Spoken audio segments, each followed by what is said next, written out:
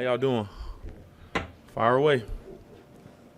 Coach, what do you know about their quarterback situation, and does it change how you game plan for this week at all? No, because the backup, he can throw it, man. I think it's Braden Locke. I think that's his name, if I'm not mistaken. But I know Coach Longo recruited him out of high school. I know he had a chance to go to UNC and end up going to Mississippi State. And I know that when he got in the game, the offense did not change, right? The kid has a cannon. He can let it fly. Obviously, that sucks for Tanner Mordecai, man. I mean, he was having a really good year. I was really looking forward to going against him. He's a really good competitor.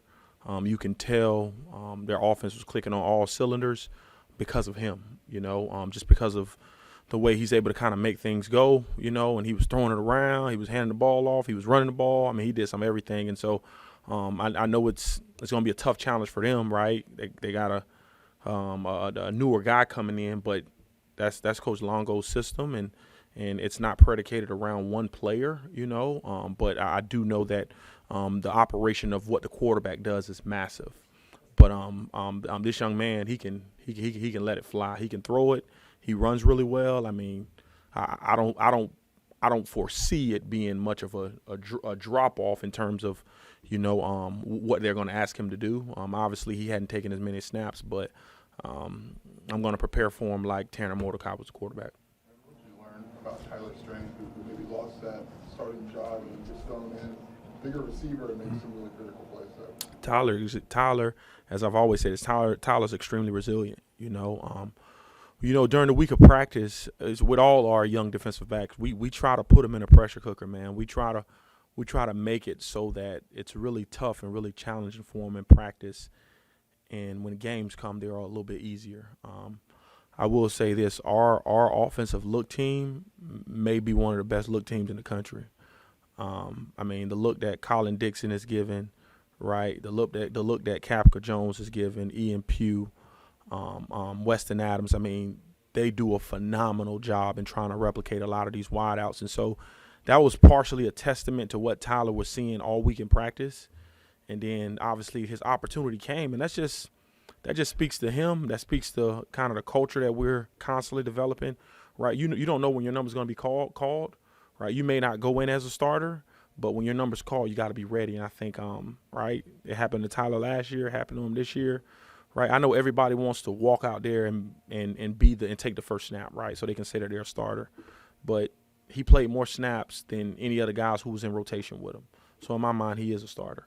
Right. Although he didn't take the very first snap, I'm just extremely proud of him, the way he responded, the way he handled things, how he tried to coach the younger guys up. That's always really good to see, and that's typically a sign that you got a very special program. Switch up the defensive front a little bit, probably the personnel, but what did you think of what Bryson said and just your defensive front was set and gave and all that? Yeah, I thought they did a tremendous job. We were trying to just cause confusion for the quarterback, right? Oftentimes when you just sit in something, eventually people try to get tails on it. They know how to attack it. And so, again, like I always say, it's like a game of cat and mouse, just trying to change it up. I thought those guys did a tremendous job up front, and getting after the quarterback, right? One of our main defensive goals was disguise and disrupt number 3, right? And so we just wanted to do that, whether it was on the back end, whether it's on the front end. And I thought just collectively, right, between the from the front guys to the linebackers to the secondary, we just tried to mix it up for him, and that was able. He held the ball a little longer than we thought sometimes. We knew going third down, I think he was averaging I think it was 3.5. He was holding the ball for a little longer on third down than he was on first and second down. Balls were out really, really fast, right, which probably was the reason why we started getting a lot more screens, right, because they didn't have as much of success as they had previously throwing the ball down the field and connecting down the field. And so it was just trying to rattle him every way possible. The young man is obviously a talented player, but I'm just excited we came out with the victory. So the offense is going to attack something, but defending screens, what is the key when teams turn to that? I think they overtime. Well, part of it is making sure guys get out of the stack up front. And then the other part is right, you gotta have an outside piece and setting the edge, right? You gotta have an inside piece and guys run into it, and then you gotta have a middle piece. A lot of those screens, right? If you watch those screens, they end up running 16 screens. All right, I've never been a part of a game where a team ran 16 screens. Now this team was primarily a deep shot, throw the ball down the field. And they had some screens in the game, but they ran 16, right? Some of them came from the tailback, some of them were wide receiver screens. But in majority of those screens, someone made contact with them either at the line of scrimmage or 2 to 3 yards around the line of scrimmage. So what that tells me is that we missed tackles, right? And so I don't really foresee it being I think it was a missed tackle issue. Like that's like at the end, football boils down to either you're going to make a tackle or miss a tackle. And if you miss it, make sure you miss it with leverage, right? I know Nicario Harper had one that went for 24 yards versus Jayshon Jones, and he misses it inside. If he misses it outside, right, you got the middle piece coming or the inside piece coming, and maybe it's a 5-yard gain instead of a 24-yard gain.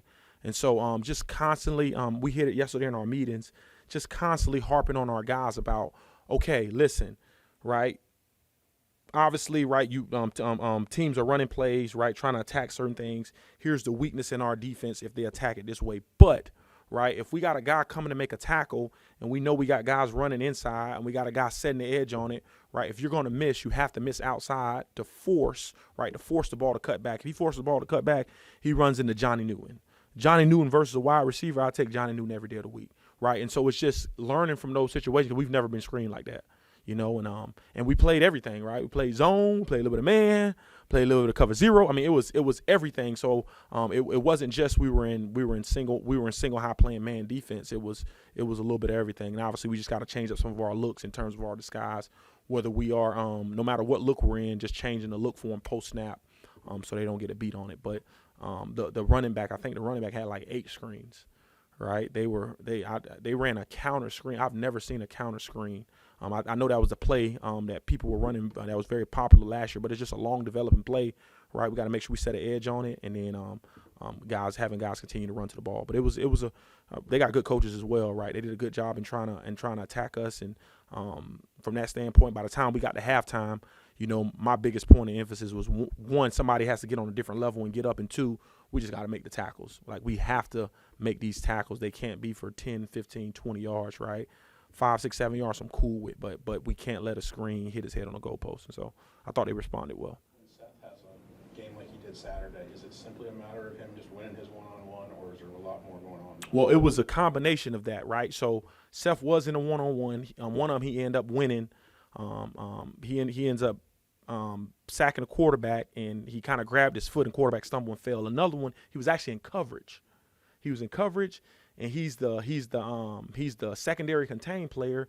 Quarterback got out, right, started scrambling, and Seth went to pull him up and made a sack, right? So it's a like you were truly able to see Seth's like versatility, right? To be honest, he should have had like 4 or 5, right? And I had a conversation with him yesterday. I don't think better than 3 sacks or 4, right? He had an opportunity. I mean, excited for him, happy for him, but he knows what he left on the table. And I mean, anytime you can teach from a setting like that, right, and show them, okay, you had 3 of them, right? Well, why did those 3 sacks come about? One, it was on one particular play. Johnny Newton had like amazing middle push, right? The guys on the backside they literally push it to Seth, right? He falls into it, right? Makes a great play. But it's a culmination of everybody. When guys get sacks, right, ultimately the guy who ends up getting the sacks get all the praise, but right, like what did the guys opposite of him do? What did the secondary do, right? The one he got it in when the quarterback got out the pocket, that was a coverage sack in my opinion, right? And I know the secondary or the inside linebackers won't get rewarded for it, but the way Seth ran to the ball and the coverage that we had allowed for that, because quarterback typically didn't hold the ball that long. He either threw it out of bounds or he got rid of it relatively fast. And so I was really excited the way Seth played, right? He has some things he has to clean up just like all these young men, but right, like that's our expectation of him, you know. And so like it's a great opportunity, right, for us to learn and grow and be even better, all right, this week when we play Wisconsin. The stuff we saw in the last game, the pre-snap movement, the disguising coverages, shifts up front, was that more a product of the opponent, or was that you're 6 games in and you just got more in the arsenal? Yeah, that's you know, we had some of those in fall camp, and I was kind of holding on to them.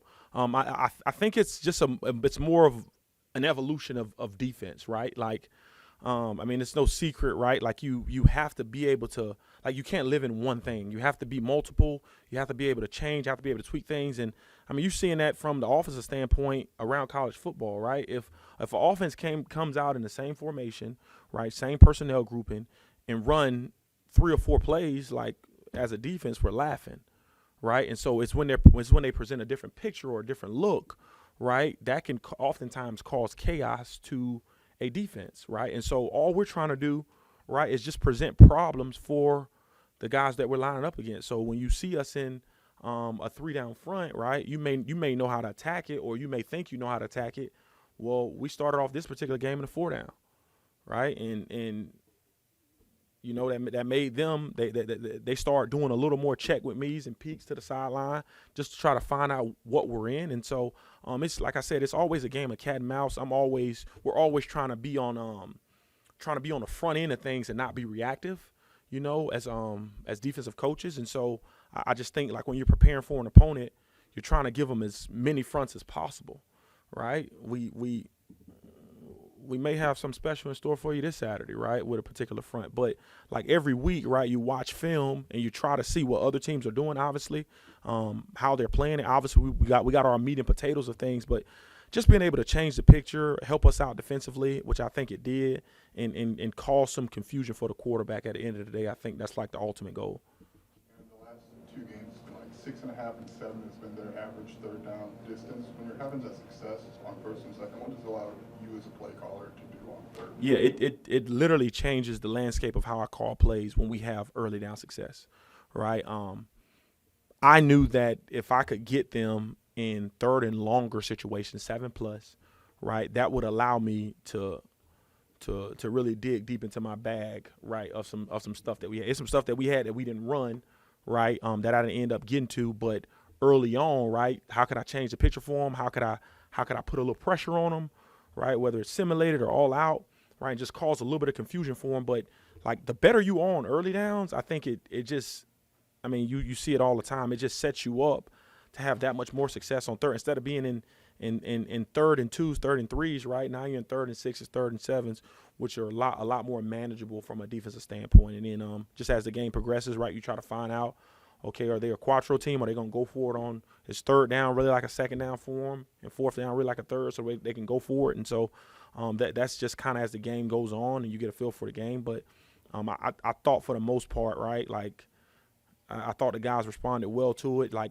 sometimes I didn't get to some of my 3rd down calls, and I used early down calls on some of those segments, but they handled it well. We practiced a lot of those situations, and so it wasn't nothing really new to them. Last one, who's grown over the last couple of weeks? Yeah, man. I mean, a lot of those younger guys, they didn't play as much, right? At least coming into the season, and so, like, to see them grow up and have the success that they're having, right, it's awesome. It's a testament to their coach, right? Andy Boo's done a phenomenal job in coaching those young men. They're hungry, they're passionate, right? They're violent. I mean, they walk around with their hair on fire.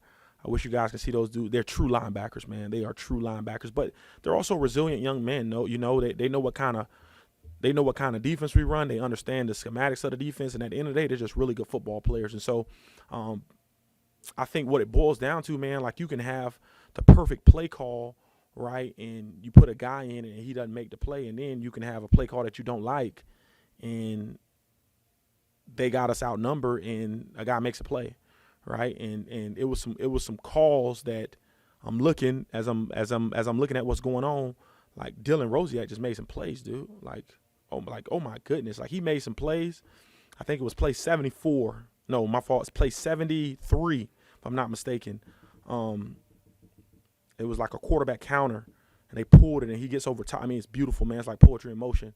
But he the last drive, he makes a play on a quarterback, dude. We talked about it all week, and he put himself in a position, and they had enough guys to block us up, and he gets over top on it, makes the play, and we get off the field. And so it's a testament to what we're helping them do from a schematic standpoint. Then it's a testament to the young man they all want to be great. Right, and they got a position coach who I think is one of the best guys in the country, man, in terms of knowing how to teach linebacker play. So I'm really excited about it moving forward.